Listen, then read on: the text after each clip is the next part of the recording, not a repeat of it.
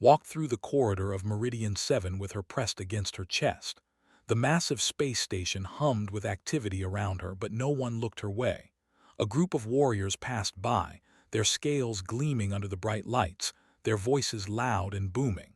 They were discussing their latest training scores. Pressed herself against the wall to let them pass. One of them nearly knocked them from her hands but didn't stop to apologize. She doubted he even noticed her. This was normal. This was every day. She continued toward the briefing room, her standard-issue boots making soft sounds on the metal floor. Through the windows, she could see the stars stretching endlessly in all directions. Somewhere out there, Earth floated in space, billions of kilometers away. Sometimes wondered if she would ever see it again. 15 years ago, humanity had joined the Galactic Coalition. 15 years, and they were still treated like children playing at war. The briefing room was already full when she arrived. Commander stood at the front, his 7-foot frame covered in dark green scales that caught the light when he moved. Around the table sat the officers of the 47th Strike Fleet, with their clicking mandibles, warriors with their thick armor plating, a diplomat whose blue skin seemed to glow, and in the corner, barely visible, sat the human diplomatic. He gave a small nod as she slipped into a seat at the back of the room. "We have received intelligence," Commander began, his voice deep and commanding. "The Ravagers are moving. A fleet has been spotted near the border colonies. We deploy in 6 hours." The room erupted with voices. Officers shouted questions, suggested strategies, and argued over tactics. Opened her and began pulling up supply data. 6 hours meant they would need ammunition redistributed, rations loaded, and fuel cells checked. She started running calculations, her fingers moving quickly across the screen. "We will engage them at the system," continued. "Our formation will hold the standard battle pattern. Honor demands we meet them head-on." Frowned, she pulled up the star charts and ran the numbers. The system had asteroid fields, debris, places to hide. If the Ravagers were smart, they wouldn't just sit there waiting for a fair fight. She looked at the ammunition distribution had approved. It was all wrong. Too much focus on the heavy cannons, not enough on the point defense systems. She raised her hand slightly. No one noticed. She cleared her throat and spoke, her voice quiet but clear. "Commander, the ammunition stores should be redistributed. If they use the asteroids for cover, we'll need more point defense rounds and less heavy cannon ammunition." The room fell silent. Every head turned to look at her. Commander's eyes, golden and reptilian, focused on her for the first time since she'd entered the room. "Stick to counting boxes, human," he said. His mouth pulled back in what might have been a smile, showing rows of sharp teeth. Laughter filled the room. The officers clicked their mandibles in amusement. Even looked uncomfortable, his face flushing red. Felt the heat rise to her own cheeks, but she kept her expression neutral. She nodded once and returned her attention to her. "As I was saying," continued, dismissing her completely, "we will crush them with superior firepower and discipline. The Ravagers are cowards. They will break when they see our formations." The briefing continued for another hour, took notes, ran more calculations, and said nothing else. When it finally ended, the officers filed out, their voices loud and confident. They were warriors after all. Battle was their purpose. Victory was certain. Waited for her by the door. "You okay?" he asked. "I'm fine," said, "same as always." "You were right, you know, about the ammunition." "Doesn't matter, they won't listen." Sighed, "Maybe one day they will." Didn't respond. They had been saying that for 15 years. One day, someday, never today. She spent the next 4 hours in the supply depot, checking inventory and updating manifests. The work was boring but necessary. Someone had to make sure the fleet had what it needed. Around her, loading drones moved back and forth, carrying crates of supplies to the ships docked at the station. The depot was loud with the sound of machinery and the shouts of workers. Park found her there 2 hours before the fleet was scheduled to depart. Was a medical officer, her dark hair pulled back in a tight ponytail, her uniform crisp and clean. She carried 2 cups of coffee. "You're going to work yourself to death," said, handing her one of the cups. "Someone has to," replied, taking a grateful sip. The coffee was terrible as always, but it was hot and familiar. "Did you hear what happened in the briefing? Words going around that you tried to give tactical advice to." Shrugged, "I made a suggestion. He didn't want it." "He's an idiot. He's a decorated warrior with 40 years of experience." "Still an idiot," said firmly. "They all are. They look at us and see pets, cute little humans who can organize their supplies and file their reports. They don't see soldiers." "We're not soldiers," said quietly. "Not anymore. The Coalition made that clear when they accepted Earth's membership. They needed support personnel, diplomats, scientists, not warriors." "And you believe that?" Didn't answer. Instead, she pulled up the departure schedule on her. The fleet would leave in 90 minutes. She still had 3 manifests to approve. When the time came, she stood at the observation deck and watched the ships depart. They moved in perfect formation, hundreds of vessels ranging from small fighters to massive battleships. The Coalition fleet was a beautiful sight, organized and precise. The ships accelerated toward the jump point, and then one by one, they vanished in flashes of light. The observation deck emptied quickly after that. There was nothing left to see but stars. Remained, standing alone in the darkness, her reflection staring back at her from the reinforced glass. Behind her, the station settled into its waiting mode. All they could do now was wait for news from the battle. Fingers began to drum against her. It was an old habit, one she'd had since childhood. A rapid, rhythmic pattern. Tap, tap, tap, tap, tap, tap. Her grandfather had taught her that rhythm. It was from an old cadence, something soldiers used to keep time while marching. She hadn't thought about that in years. She turned away from the window and headed back to her quarters. Tomorrow, the fleet would return. They would be victorious as they always were. Commander would give a speech about honor and strength. The Coalition would celebrate and would go back to counting boxes. That was how it was supposed to be. But as she walked through the empty corridors, something felt wrong. She couldn't explain it, just a feeling deep in her chest, a sense that something was about to change. She tried to push it away, but it lingered. In her quarters, she lay in her bed and stared at the ceiling. Sleep wouldn't come, so she got up and stood in the center of the small room. Without thinking, her body began to move. Old patterns, old training, her grandfather's lessons, her mother's corrections, movements she hadn't practiced in years but her muscles remembered perfectly. She shadowboxed in the darkness, her fists cutting through the air with precision. Strike, dodge, counter, again and again. Her breathing stayed calm and controlled. When she finally stopped, 30 minutes had passed. She felt better, clearer. She returned to bed, and this time sleep came. Out in the darkness of space, the 47th Strike Fleet jumped into the system, confident and prepared for an easy victory. They had no idea what was waiting for them. The jump into the system should have been routine. Commander stood on the bridge of the flagship, watching the screens as his fleet emerged from faster-than-light travel. The system appeared on the displays, its yellow star burning in the center, surrounded by planets and asteroid fields. "Scan for enemy vessels," ordered. The sensors officer worked his console, his mandibles clicking with concentration. "I'm picking up multiple contacts, Commander. There." "Wait, sir, the numbers are wrong. I'm reading 3 times the expected enemy strength." Before could respond, the asteroids around them came alive with movement. Ravager ships poured out from hiding spots within the debris fields, their black hulls nearly invisible against the darkness of space. They had been waiting. This wasn't a raid. It was a trap. "All ships defensive formation," shouted. "Hold the line." But the Ravagers didn't attack in lines.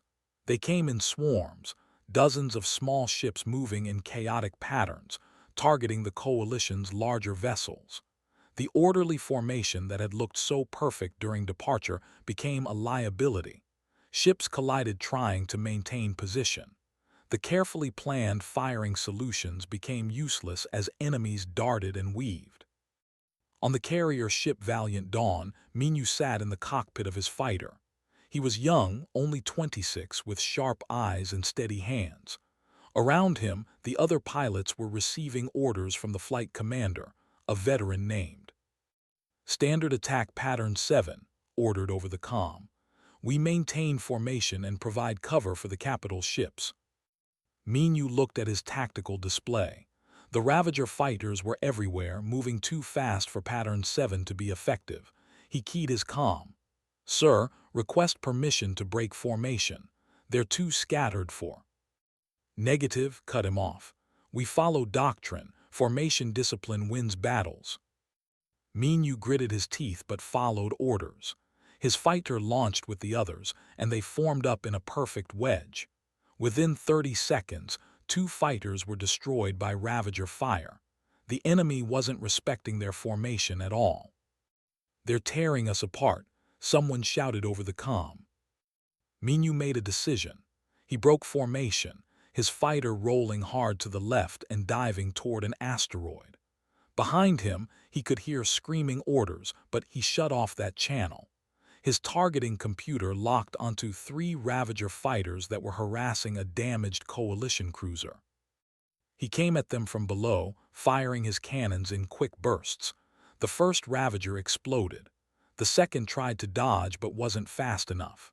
The third one turned to engage him, but Minu was already gone, using the asteroid field to his advantage. He popped up behind the enemy and destroyed it with a missile. "Human pilot, what are you doing?" demanded. "Surviving, sir," Minu replied, "and killing the enemy." On the frigate Broken Shield, Lee stood at her gunnery station. She was older than most of the crew, 42 years old with gray streaking her black hair. She had joined the Coalition fleet 5 years ago, leaving behind a career she never talked about. The ship shook as enemy fire hammered against the shields. The gunnery commander was shouting orders, directing fire at the biggest Ravager ships, but was watching the patterns. The Ravagers weren't armored like Coalition ships. They were fast and lightly protected. Shooting at their thick frontal armor was wasting ammunition. "Target the reactor junctions," she said to her gun crew. "Not the engines, not the bridges. The reactor junctions on their starboard side." Her crew looked uncertain, but they'd learned to trust her instincts. They adjusted their aim. The next salvo from their guns punched through a Ravager cruiser's side armor and hit something critical. The ship exploded from the inside out. "Again," said her voice cold and calm. "Find the weak spots, make every shot count." Her crew worked faster, their aim becoming more precise. While other gun crews were burning through ammunition with minimal effect, Station was racking up kills. The gunnery commander noticed and tried to order her to follow standard targeting protocols. "With respect, sir," said, not taking her eyes off her targeting screen, "standard protocols aren't working. Trust me on this." On the transport ship carrying Marine units, Nam prepared for the worst. He was a sergeant in the Coalition Marine Corps, responsible for boarding actions and ship defense. He was 34 years old, built like a rock, with scars on his hands from years of training. The call came over the ship's intercom. "Brace for boarding action. Enemy fighters have breached the hull. All Marines to defensive stations." The other Marines rushed to predetermined positions in the corridor. The Marines took up positions behind portable cover, their weapons aimed at the breach point. The doctrine was clear: hold the line, meet the enemy head-on, fight with honor. Looked at the corridor and saw something else. He saw shadows, blind corners. "This is wrong," he muttered. His squad leader, a warrior named, glared at him. "Hold position, human. We do not hide from the enemy." "We don't have to hide," said. "We just have to be smarter." He grabbed 2 of his human Marines and moved them to a side passage. He set up a cable trap across the floor, barely visible in the dim light. He positioned one Marine in a storage room with a clear view of the corridor. The other he sent around to a maintenance shaft that would let them flank any enemy coming through. Was furious but had no time to argue. The Ravagers came through the breach, 6 of them in heavy armor. They opened fire immediately.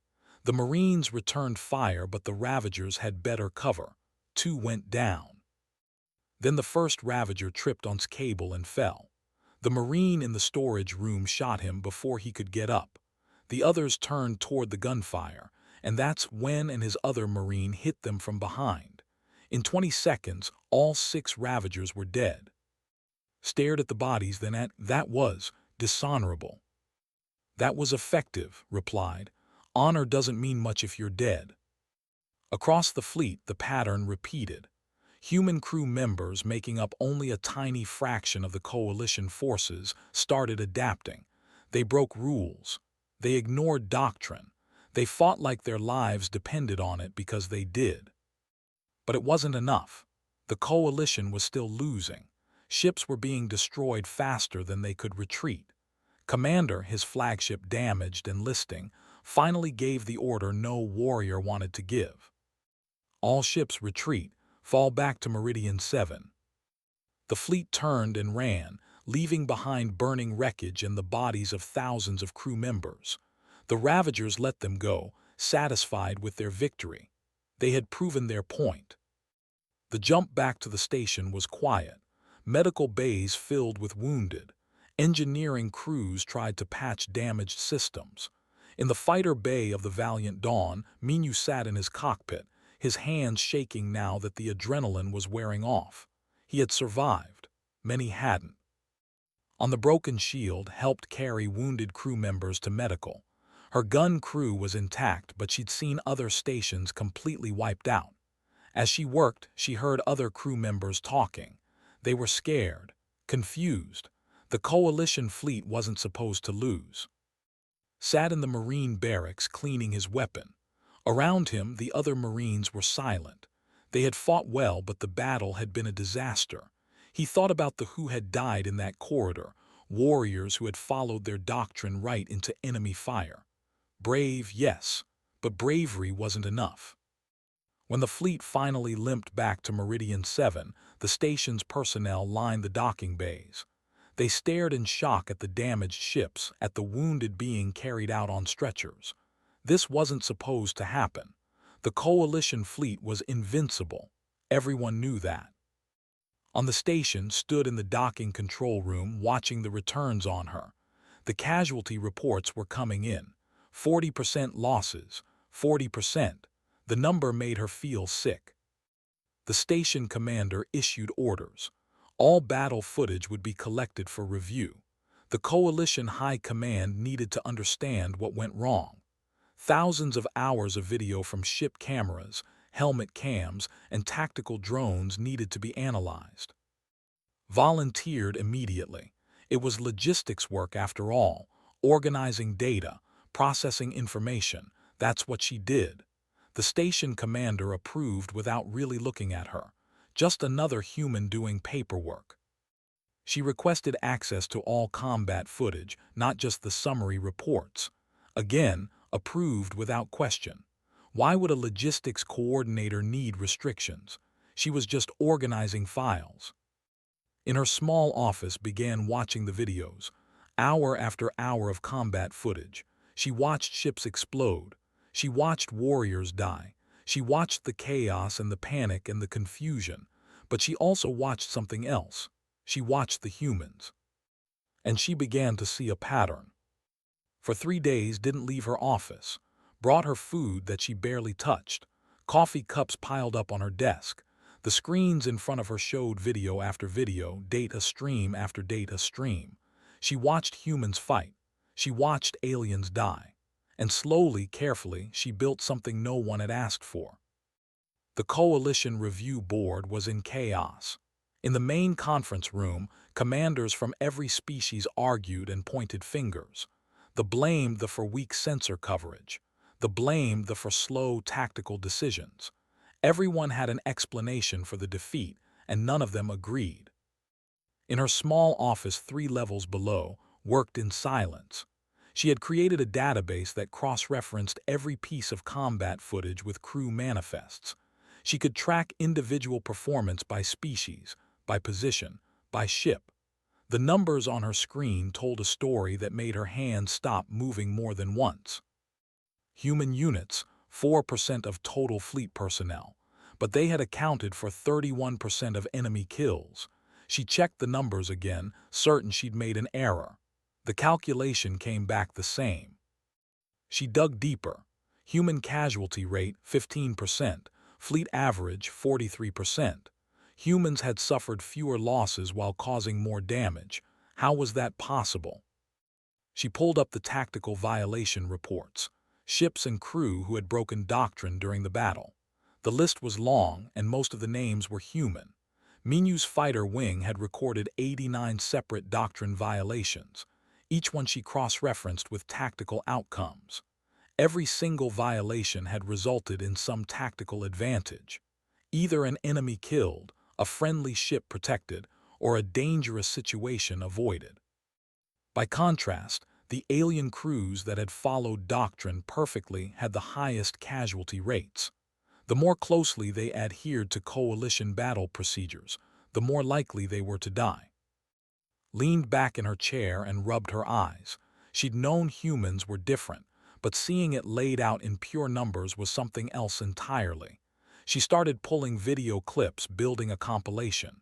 She told herself it was for the review board. They needed to see this. They needed to understand. The first clip showed Minu's fighter. The cockpit camera caught everything. His hands on the controls, smooth and precise. His eyes darting between displays, processing information faster than seemed possible. Then his voice, calm despite the chaos around him, breaking formation. They're not following their patterns. The external camera showed his fighter diving into an asteroid field at a speed that made stomach clench. Enemy fighters followed but couldn't match his turns. He came out behind them and destroyed 4 Ravager cruisers in 90 seconds. His breathing never changed. His hands never shook. The second clip was from his gunnery station. The camera showed her face in profile, her eyes locked on the targeting screen. Around her, other gun crews were panicking, firing wildly. His voice cut through the noise. "Target the reactor junction, not the engines, trust me." Her crew hesitated for only a second before following orders. The guns fired. On the external view, a Ravager ship exploded from the inside. Didn't smile, didn't celebrate, just moved to the next target. Again, weak points only, make them count. The third clip showed some Marines.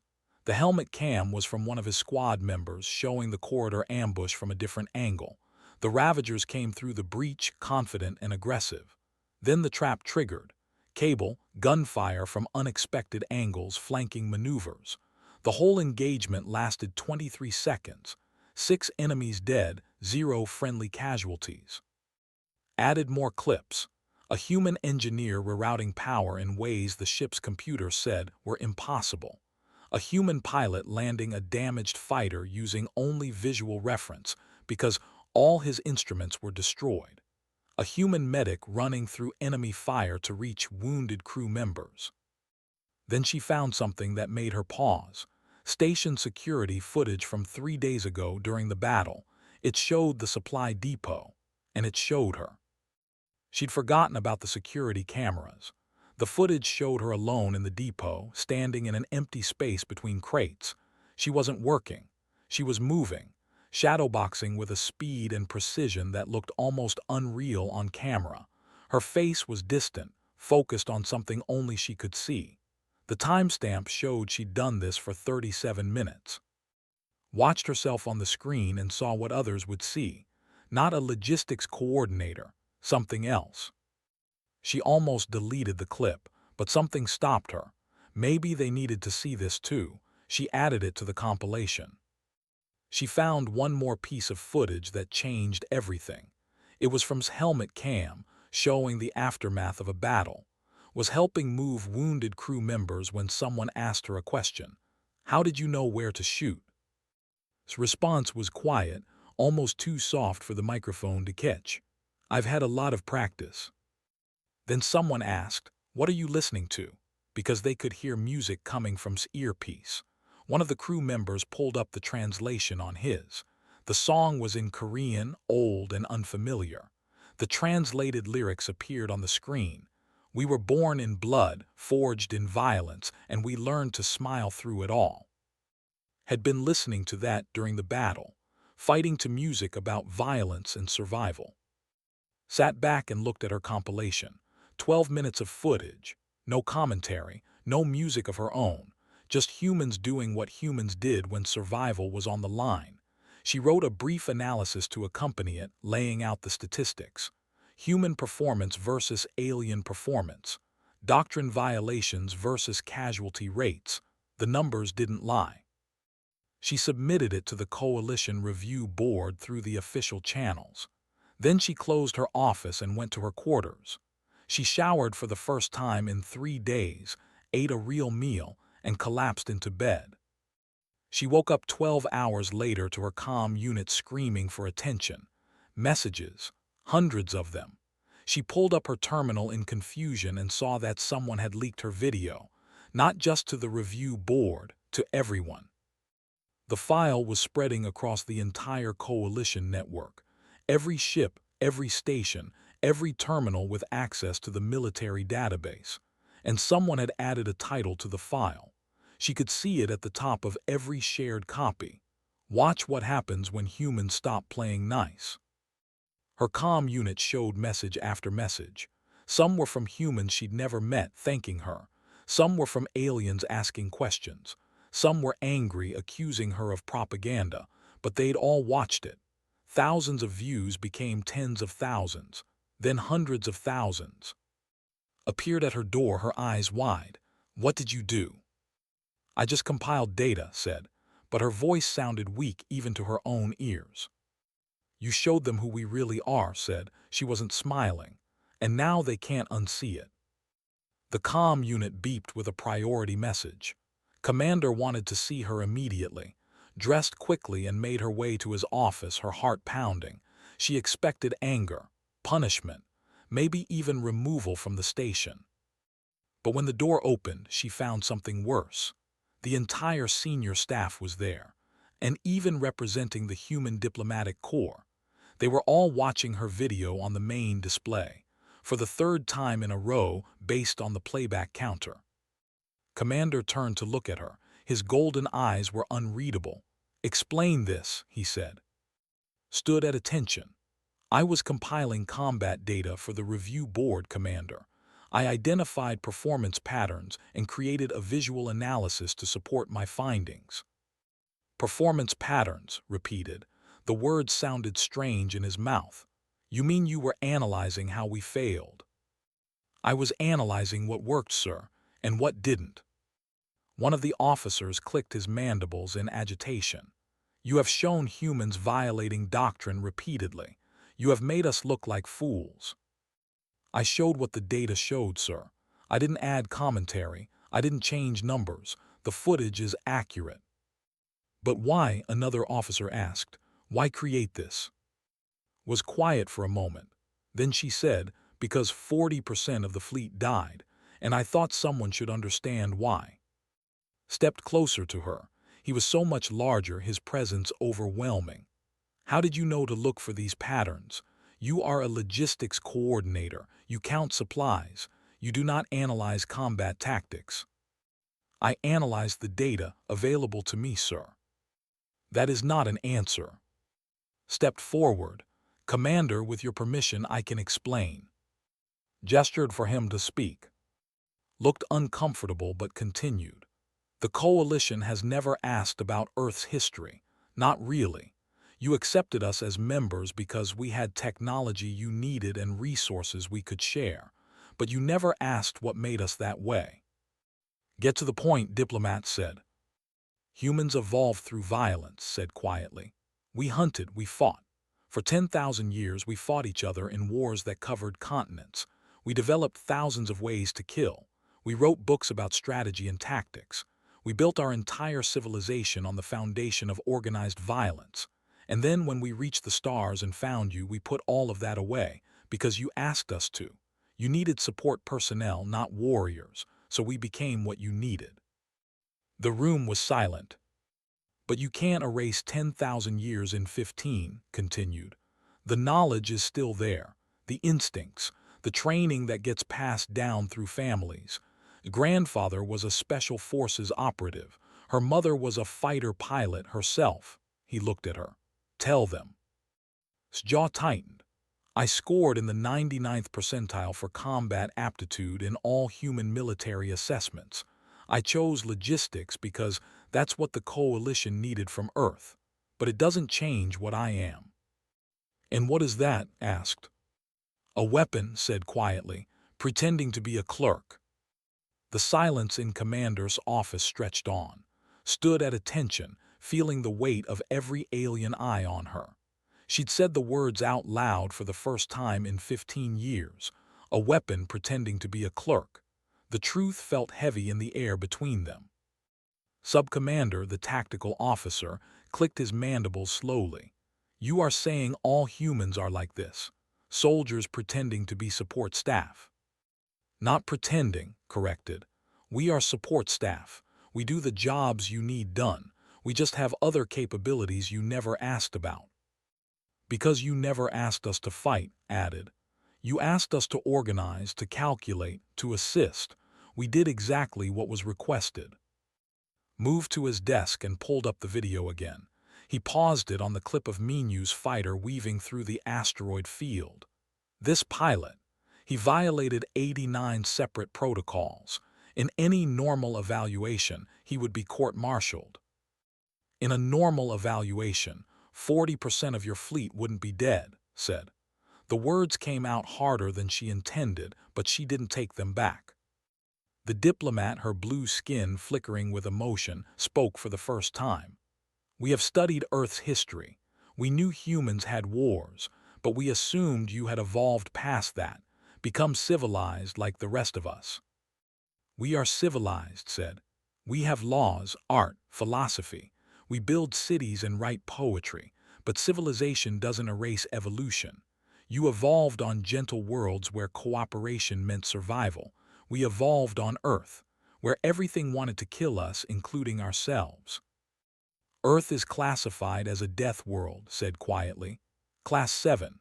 The Coalition listings say it's borderline uninhabitable, extreme weather, dangerous predators, toxic plants, limited resources. We didn't just survive there. We became the top predator." Turned away from the screen to face her directly. "If what you say is true, why hide it? Why not tell us?" "We didn't hide it," said. "The information is in Earth's entry files. The history is available to anyone who wants to read it, but no one did. You looked at us, saw we were smaller and weaker physically, and decided we weren't warriors. We didn't argue because we wanted peace. We were tired of fighting ourselves. When we found the Coalition, we saw a chance to be something else." "And now," asked, "what do you want now?" "The same thing we always wanted," said. "To help, to contribute, to be part of something larger than our own planet. But if you need us to fight, we can do that too. We never forgot how." One of the officers, younger than, spoke up. "I do not believe you. You are small, fragile. You sit at desks and push buttons. That video could be selective editing, showing only the best moments." "It's not editing," said. "It's data analysis, but if you need proof." She looked at Commander. "Test me." His eyes narrowed. "Test you how?" "I saw your warriors training in the combat hall yesterday. Send me there. Let me show you what I mean." The room erupted in voices. Some officers thought it was disrespectful. Others thought it was dangerous. Looked worried but met his eyes and shook her head slightly. She knew what she was doing. Held up one hand and the room went quiet. "Very well. If you want to prove yourself, I will take you to the training deck. But understand, our warriors do not hold back. If you are injured, that is your responsibility." "Understood, Commander." 20 minutes later, stood in the center of the training deck. Around the edges, word had spread and crew members gathered to watch. They wanted to see the human who had made the video, the one who thought she could fight. 5 warriors entered the training area. They were all veterans, their scales marked with combat scars. They moved with the confidence of predators who had never known defeat. Each one was at least a foot taller than and probably weighed twice as much. Commander stood at the edge of the mat. You asked for this demonstration. Assess my warriors. Show me their weaknesses. Watched the 5 as they moved through their drill routine. They practiced strikes, blocks, and defensive positions. Their movements were strong and direct, powerful, impressive. After 3 minutes, turn 2. They're very strong, she said, well trained in your style of combat. But prompted. They telegraph their strikes. The lead warrior drops his right shoulder before a power attack. The second one always blocks high first, leaving her lower body exposed. The third one has an old injury to his left leg. He favors it when turning. The fourth one breathes harder during extended movement. She has less endurance. The fifth one is left-handed but has been trained to fight right-handed. It makes him slower. The warriors had stopped moving, staring at her. Those are minor observations, said. Could you exploit them? Yes. Show me. Someone could get hurt, warned. They are warriors, they accept the risk. The 5 moved onto the mat, forming a loose circle around. They weren't taking attack positions yet, but their body language was clear. They thought this was going to be easy. Embarrassing, maybe, but easy. Closed her eyes for just a moment. She thought about her grandfather teaching her to move in the old style, her mother showing her how to read an opponent, her own years of training that she'd hidden away like a shameful secret. Then she opened her eyes and let it all come back. Begin, said. The first warrior attacked, a straight punch with devastating force. Wasn't there. She'd read the shoulder drop and moved before the strike came. She was inside his reach, too close for his power to matter. Her elbow struck his throat, not hard enough to permanently damage, but enough to close his airway. He went down gasping. The second warrior came in high, just as predicted. Went low, sweeping the leg. As the warrior fell, struck a nerve cluster on her side. Paralysis, temporary but effective. 2 down in 5 seconds.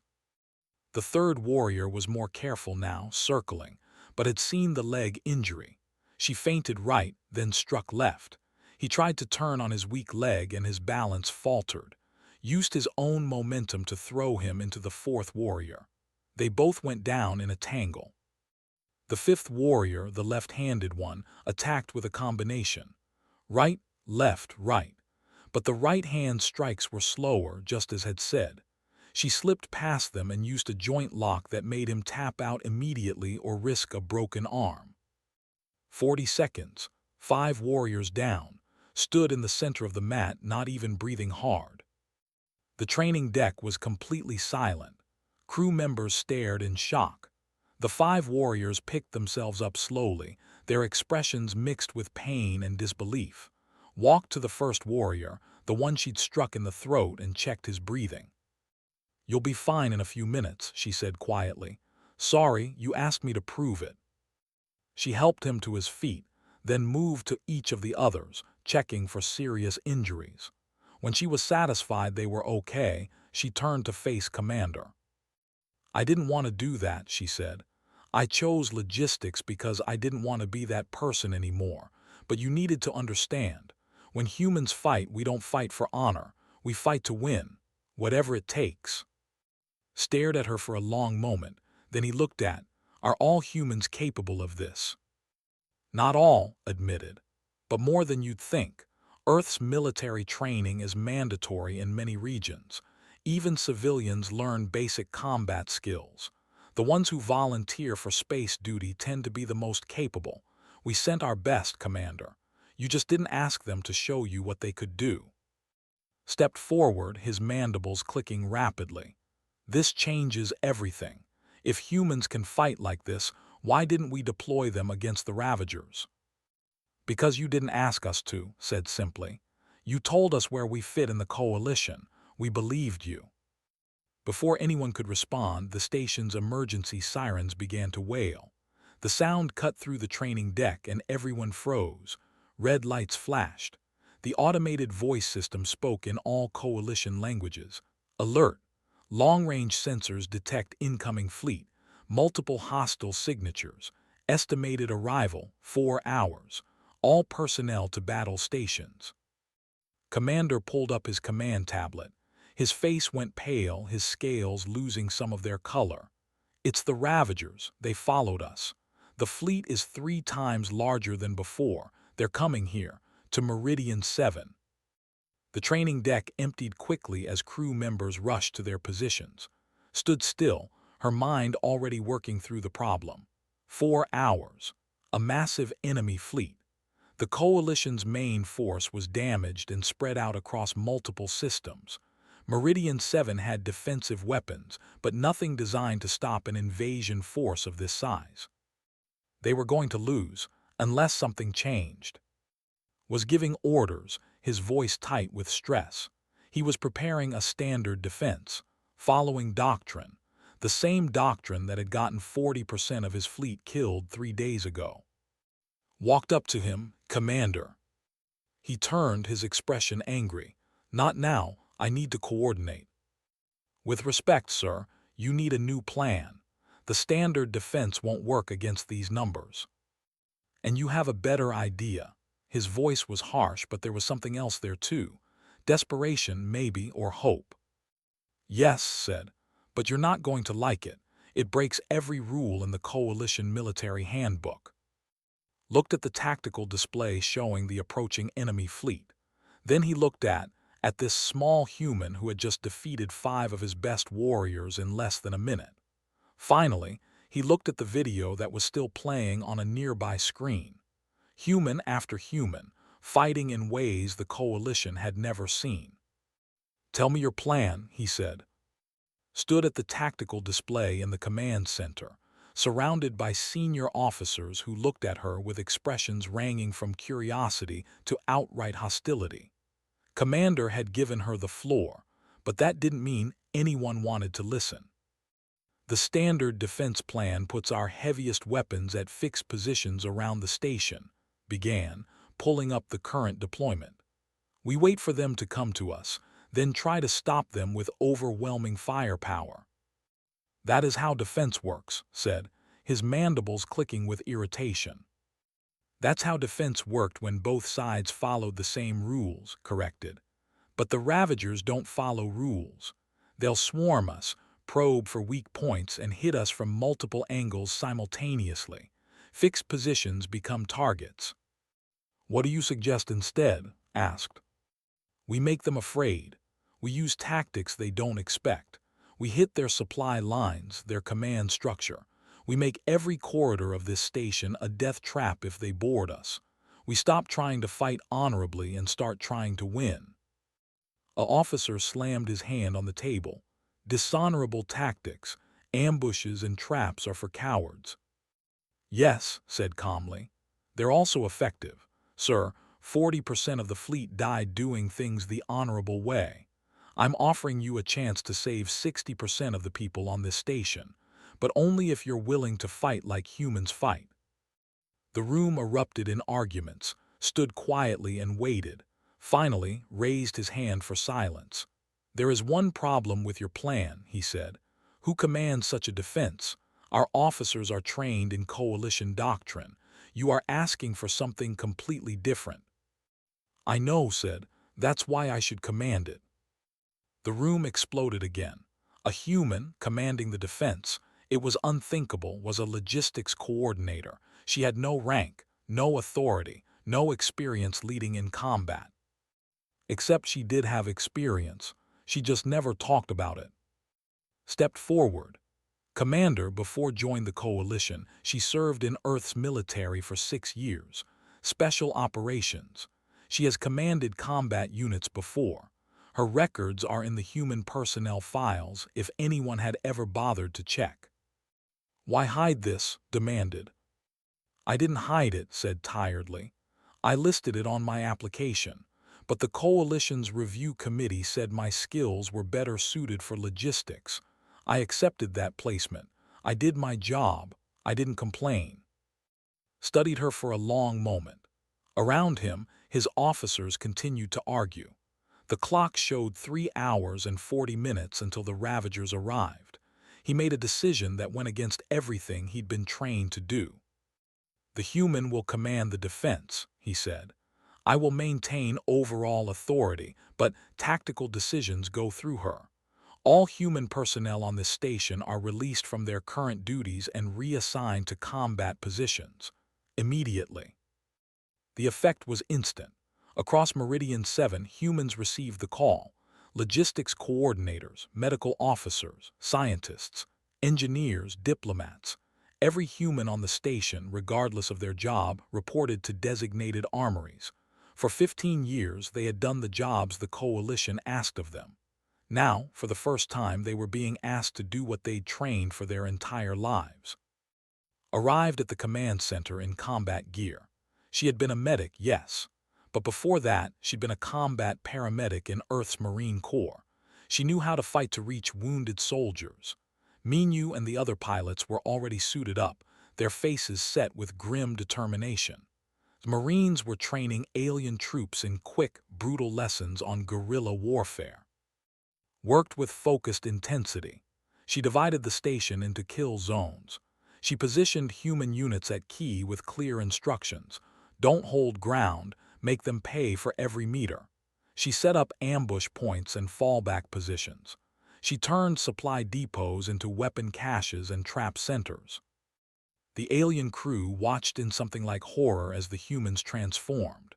These quiet, polite people who had organized their supplies and filed their reports were suddenly moving with military precision.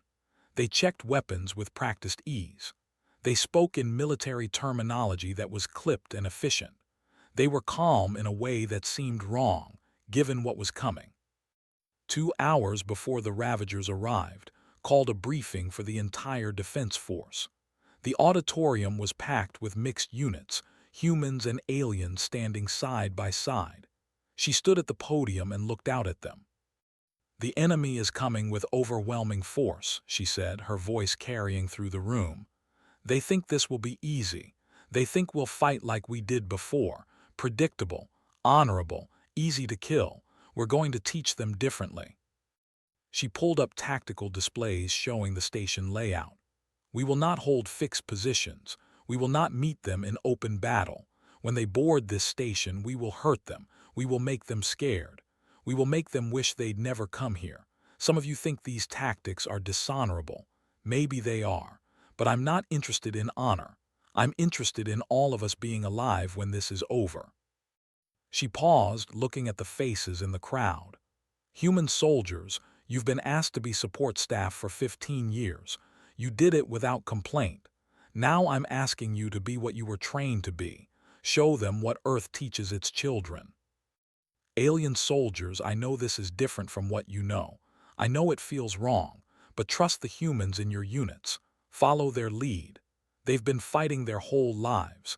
If they tell you to do something that seems strange or cowardly, do it anyway. I promise you it will keep you alive." A warrior stood up. It was one of the 5 she'd fought in the training deck. "You defeated me easily," he said. "You showed me I have much to learn. I will follow your orders, and I will teach others to do the same." Other voices joined his. Slowly, the resistance faded. They might not understand human tactics, but they understood the video. They'd seen what humans could do, and right now, that was better than anything else they had. When the Ravagers arrived, they came exactly as predicted. Overwhelming force, multiple attack vectors, swarm tactics. They hammered the station's shields with concentrated fire. Then they launched boarding pods, hundreds of them, aimed at docking bays and hull breaches they'd created. In the command center, watched the tactical display. "Let them board," she said calmly. "Sections 7 through 12 fall back as planned, make them think they're winning." The Ravagers poured into the station, confident and aggressive. They expected resistance at the docking bays. They found none. Empty corridors stretched before them. It seemed too easy. Then the traps triggered.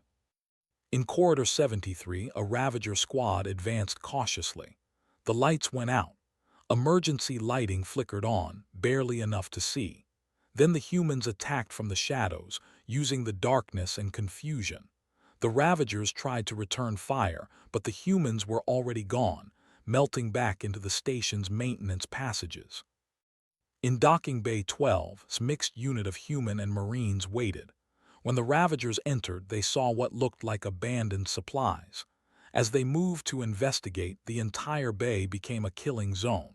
Fire from hidden positions, explosive traps. Within minutes, the Ravager force was decimated. Across the station, the pattern repeated. The Ravagers thought they were winning, pushing deeper into the station. But they were walking into a maze designed by someone who understood how predators think. Every victory cost them. Every corridor hid danger. They started to slow down, becoming cautious, uncertain. Identified their command carrier in orbit. It was directing the assault, coordinating the boarding parties. "That's our real target," she said. "Minyu, you're up." Minyu's voice came over the comm, calm and ready. "Copy that. Strike team is ready." What followed was a suicide mission in everything but name. A small force of fighters and a boarding shuttle led by Minyu launched from the station. Their mission was simple and insane. Get to the command carrier, board it, and kill the Ravager leadership. The Ravagers tried to stop them, but Minyu and his pilots flew like demons. They used the debris from destroyed ships as cover. They flew through gaps no sane pilot would attempt, and somehow, impossibly, they got through. The boarding shuttle attached to the carrier's hull. The team inside, led by herself, breached the airlock. What the Ravagers found waiting for them inside their own ship was their nightmare made real. Moved through the carrier like death itself. She knew where the command center was, could read the ship's layout from the external design. Behind her, a mixed team of humans and aliens fought with a coordination born of desperation and training. The Ravagers tried to stop them, but they'd never fought anyone like this before. These weren't warriors following doctrine. These were predators who had learned to work as a pack. The command center doors were sealed, but Marines had brought breaching charges. The explosion tore through the doors and the team poured in. The Ravager commanders looked up in shock. They'd thought themselves safe. They were wrong. The firefight was brief and brutal. When it ended, the Ravager command structure was dead. Stood in the ruined command center, breathing hard for the first time. Behind her, 3 humans and 2 were wounded but alive. They'd done it. Back in orbit, the Ravager fleet started to panic. Their coordinated assault fell apart. Without leadership, the boarding parties on the station lost direction. They tried to retreat, but the corridors they'd fought through to get in were now even more dangerous. Many didn't make it back to their ships. The fleet retreated, leaving behind their dead and their wounded pride. Meridian 7 had survived. In the days that followed, the Coalition High Command was forced to reckon with what had happened. The standard defense protocols had failed. Human tactics, however unconventional, had worked. The casualty rates told the story clearly. Stations that fought the old way lost everything. Meridian 7, following's plan, had suffered minimal losses. Changes came swiftly. Humans were reassigned throughout the fleet, not just to support positions, but to tactical and combat roles. Human combat doctrine was integrated into coalition training programs. The old ideas about honor and fixed formations didn't disappear, but they were tempered with a new understanding. Sometimes survival mattered more than tradition. Was promoted to strategic combat coordinator, though most people just called her the human who taught us to survive. She accepted the new position, but insisted on keeping a small logistics team under her command. "Someone still has to count the boxes," she said. 1 week after the battle, she sat in the observation deck watching ships patrol the border. The station had been repaired. The wounded had healed. Life was returning to normal, or at least a new version of normal. "Are you happy?" asked, "with everything that's changed?" Was quiet for a long moment. Below them, human fighters flew alongside cruisers and destroyers. working together in ways that would have been impossible a month ago. "They see us now," finally said. "They respect what we can do, but I wish it hadn't required this. We came to the stars hopping to be more than warriors. We wanted to leave that behind." "But they needed warriors," said. "Yes, they needed us to be exactly what we've always been." Reflection in the window showed a sad smile. "Survivors, no matter what it costs, no matter what we have to become." Outside, a patrol returned from the border. They'd found nothing. The Ravagers were staying away, at least for now. The reputation of Meridian 7 had spread. The station where humans stopped pretending. The station where the Coalition learned that the quiet ones in the back of the room had teeth they'd never shown. Touched the window, her fingers leaving marks on the glass. She thought about her grandfather, her mother, all the generations of her family who had fought and survived. She tried to be different, tried to be peaceful.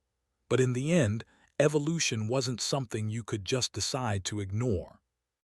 "Maybe someday," she said quietly, "we'll live in a galaxy where being survivors isn't necessary, where we can just be people. But until then, we do what we have to." Finished. They sat in silence, watching the stars and the ships that guarded them. The humans who had been overlooked were overlooked no longer. They'd shown the galaxy what Earth had made them, and the galaxy would never forget. In the distance, a new day cycle began for Meridian 7. The lights adjusted, simulating sunrise. It was beautiful and artificial like so much of life in space, but it was home now, and they would protect it, whatever that required. Stood up, ready to return to work. There were reports to file, strategies to review, and new human recruits to train. The quiet logistics coordinator was gone, replaced by something the Coalition was still learning to understand. But underneath, she was still the same person, just honest now about what that meant. She walked away from the window, leaving to watch the stars alone. There was work to do. There was always work to do, and Survivor and Soldier and everything in between would do it, because that's what humans did. They survived, they adapted, and they never ever stopped fighting for what mattered. The station hummed around her, alive and thriving. A monument to what happened when you underestimated the quiet ones. When you forgot that sometimes, the most dangerous weapon is the one you never see coming. And in the depths of space, the Ravagers remembered. They would think twice before attacking the Coalition again, because now they knew. The humans weren't just counting boxes anymore. They were coming for you.